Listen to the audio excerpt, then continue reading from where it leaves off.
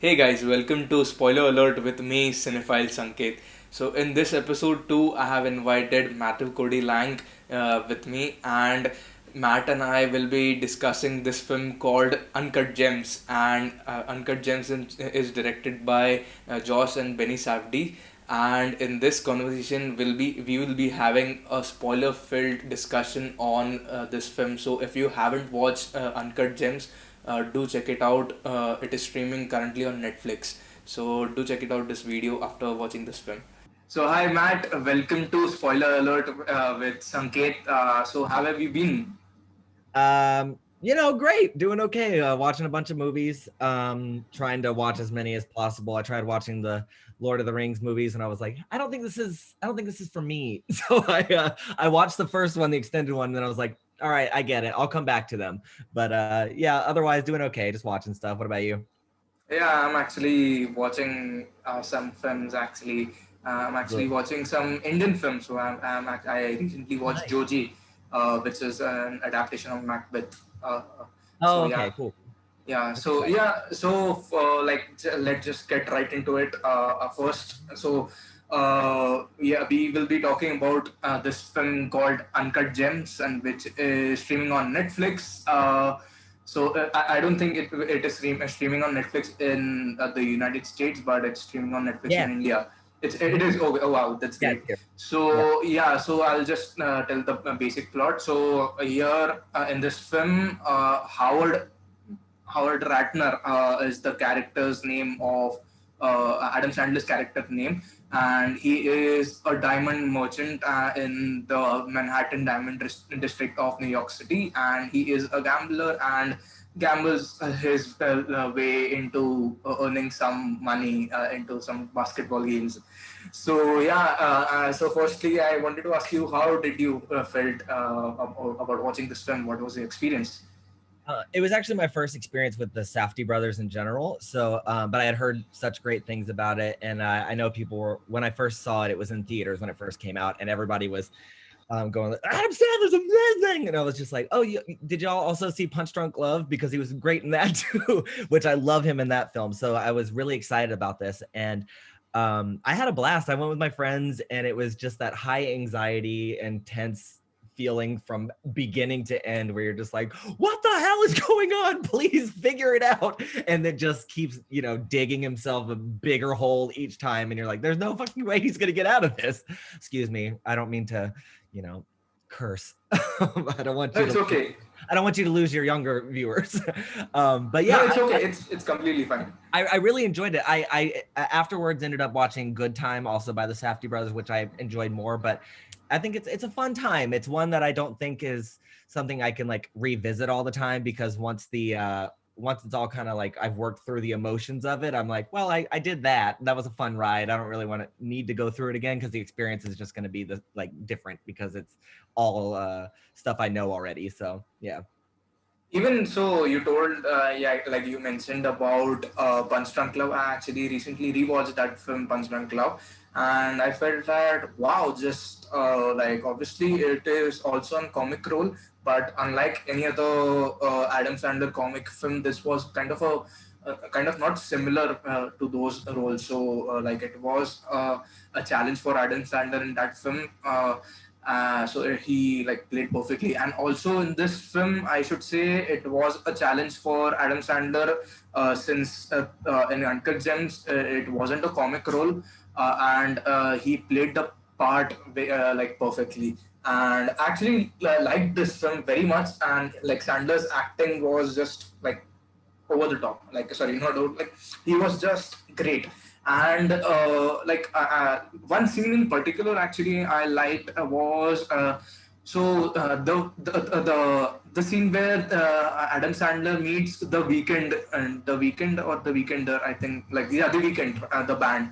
So he meets that person. So like the beauty of it was the colors used by Doris Konji was blue, and so only the characters which were important had the brightness of it. So Lucky Stein Sanfield, a character, was wearing a yellow t-shirt, oh sorry, yeah, something, and his costume was like so bright, like in all those blue colors. And even Olivia, I think, what's her character's uh, Oh, uh, the actress or actress, yeah, right. Julia Fox Julia or Fox, yeah, or not Olive, Julia Fox. So her, she was wearing a white dress, and like she was like perfectly visible in those dresses. So I actually like loved the hell out of that scene. Like it was just awesome, and even the story in general, where the film starts from a gem and ends from a gem, and like and it is also named Uncut Gem. That's the reason. And even like at the ending, also I didn't like expected that. So since obviously it wasn't a regular Hollywood ending where like everything happy ever happens. But like Adam Sandler getting killed was fucking insane, and even that his relative also getting killed was just like actually this was my second viewing, and like I forgot about some things, and that his Adam Sandler's relative when he got killed was like a pretty shocking moment for was a shocking moment for me. So yeah, I so how about there you? was with that, it didn't really shock me because through the whole movie I was like, I hate everyone in this. And then I was like, when he had those, those guys that were like basically imprisoned in the like little hallway area and behind the glass, I was like, those motherfuckers are gonna come and kill his ass no matter what the outcome is, because he has put them through so much hell, and then like kept them in this basically this cage while he's in there, being loud and obnoxious. And even just them to like see this man succeed in front of their eyes, you knew that was like for me, I was like, that's gonna fuel them into being like, well, fuck you, I'm gonna take all your shit. So like when it happened, I was like, yeah, that would be the outcome. So while that was like not shocking to me, it was still like, even though he was like his character, Adam Sandler's character was like a complete fucking disaster, and that in a way, I guess he would be considered himself kind of like an uncut gem, where there's like, there's it's a more complicated, and people are complicated. There's more dimensions to them than people I think give each other credit for, where it's like he's not like a full-blown terrible person. He's a terrible person, but not all the way. You can see that he does care for people. They may become secondary to certain things that he likes because he loves the thrill of gambling and kind of trying to make his life more exciting than it probably could be.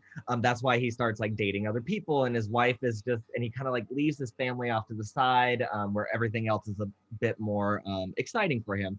And let me just tell you real quick, I was so excited to see Idina Menzel in this. She plays his wife, because for so long she had been like the let it go, that person. So like all the kids, and then she was like, oh, I'm gonna be this this frustrated housewife basically. And just to see her have to deal with his bullshit, I think was super exciting. And even Tilda Swinton's phoned in performance, literally on the phone, was great to hear, because I was like, I know this voice, who the hell is this? It doesn't even show up, but her voice is in the movie, and I was just like, Tilda Swinton's in this, great, that's really all I need. So yeah, it was a fun time though. Even so, this actually was my like you. This was actually my first Sabdi Brothers movie. Until now, it is my only sense. Like I haven't watched Good Time, and I haven't watched the other films also, like The Pleasure of Being Robbed, and even Daddy Long Legs, and Heaven Knows What, and all those like great stuff. And even like I haven't watched that, but I am going to watch that super soon. And even in the film also, I felt the last 13 minutes were just the best part of the film. And like how greatly through the writing and direction, they kept me on my edge of my seat like for the last 30 minutes, since not just his gambling thing, but the match was actually thrilling. Kevin Garnett's match, and and he was not fucking scoring in those time, and like how furious Adam Sandler's character was going, and like watching that was just like great actually. Yeah, And and like, it's awesome to see like Kevin Garnett, who's a professional basketball player. From what I gathered, because I don't know shit about sports, but it's funny because sometimes you see like someone who's in sports and they try to like they put them in a movie and they're just like, I am a sports guy, and then like they don't really know what they're doing. But he was so he was so comfortable in his own skin and was like, I know what I'm doing. I'm just gonna be myself, and he was great at it. So, and it was cool to see like an athlete being able to feel that comfortable in front of the camera too. So I really enjoyed that because I was like, oh, here we go. We're gonna have to watch an athlete try to act, and then I was like, oh, he knows what he's doing. Great, that's exciting. Yeah. but since you told that you have watched other Sakti Brothers movies, so compared to that, just one, yeah, Good Time, right? So Yeah. which one did you like better, Uncut Oh, Gems or good. Good Time? Yeah. I really, because I watched Good Time afterwards, and I really liked it because there was more of there's a more, I won't like spoil anything, but there's more of an emotional connection. And by the end, I actually felt something for these characters, even though they were going through a lot of stuff. It was still like you get to know them, I think, a bit more on a deeper level that hits the heart a little bit more. And I think that there was more of a focus on that in that film, which I think, I mean, you'll see later on because a lot of people talk about the ending, and I love it. So I still but it has that same kind of like pumped up intense anxiety where you're like, oh, maybe there's like a light at the end of the tunnel, and then that light just goes away and you're like, oh shit, more problems are coming, and you just don't know when it's gonna fucking stop or how it's gonna stop, what the ending will be, because you're just like, I mean, if all this is going on, will there be a happy ending? Will there be anything that these people get to get themselves out of, or is it just going to come crashing down and stay that way? And I think that's what's exciting, is because even if these people are not someone you'd really want to be around, they're still like people that have dreams and hopes and desires like anybody else. It's just they found themselves in some really fucked up situations. So you are rooting for them, but you're also like, I mean, you're getting yourself into these situations too. So it's kind of a weird balance where I think it makes the audience question like, whose side are you on, and how deeply you can feel about people even when they're doing things that might not be agreed upon by a wide majority of people. So I think that's an exciting thing that they do, and I'm excited to see more from the Safdie brothers and see, I'll go back and watch more of their stuff, but I'm excited to see them continue what they're doing. Me too. I'm actually excited to watch their earlier films also, and I'm actually rooting for them to like come up with films like Uncut Gems. And like since you described Good Time so well, and films like Good Time, they should like come up with those films. So and actually they should stick with those like mid-budget indie films, like A24 films, not go with the traditional Hollywood things. And like they're actually best for doing that. And actually I know that because I watched some shots of like sorry, some scenes of Danny Longlegs, and I know how they shot their film, like how they like they were keeping the cameras very secretly, and they were like zooming all those shots where like the character is very far away. So I know that, and that kind of filmmaking, and they come from that kind of filmmaking background, and they are very good at that. So that's great actually. So yeah. Yeah, and I So think like, well, I feel like even if they were to get a big budget, because they've been getting big names for like the past two, I mean, Good Time and Uncut Gems, but even with a big budget, I think they'll still be able to hold on to their grittiness behind it instead of making these big flashy things. I think they're still gonna stick to the more uncomfortable, gritty atmospheres, and they're still gonna be able to capture that. I hope so. So we'll see what happens, I guess. So yeah, thank you so much, Matt, for coming and discussing this film too. And yeah, and obviously, hope so. We will be in the future. We'll be talking about more such films and like getting your insight on in these Hollywood films, as we call it. But yeah, equally Hollywood and equally indie films, I would say. But yeah, hope so. So yeah, thank you so much for coming. Thank you. I'm willing to do this whenever the hell you need me. So yeah, bye. Bye.